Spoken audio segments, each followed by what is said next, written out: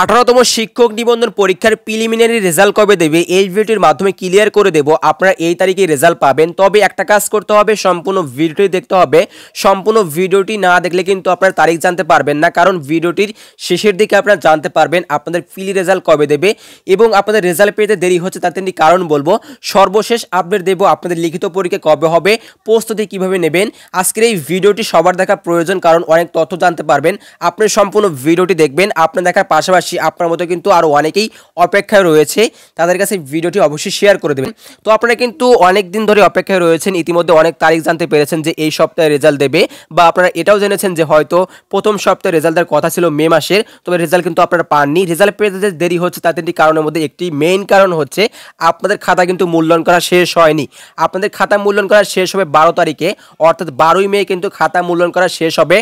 12ই মে খাতা মূল্যায়ন করা শেষ হলে তারপর কিন্তু 14ই মে মিটিং হওয়ার কথা আছে। 14ই মে মিটিং হবে এবং তারা সিদ্ধান্ত নেবে আপনাদের রেজাল্ট কবে প্রকাশ করা হবে, এবং তারা কিন্তু একটা তারিখ দেবে, সেই তারিখে কিন্তু রেজাল্ট প্রকাশিত হয়ে যাবে। এটাই হচ্ছে মেইন কারণ, অর্থাৎ 14 তারিখে মিটিং হওয়ার কথা রয়েছে। এখন আপনারা বলতে পারেন যে ভাইয়া আপনারা এইগুলো তথ্য কোথা থেকে কালেক্ট করেছেন, এগুলো কিন্তু আমরা সংবাদ মাধ্যম থেকে কালেক্ট করেছি। আর আপনাদের কিন্তু লিখিত পরীক্ষা হবে 1 মাস পর, আপনারা প্রস্তুতি নেবেন।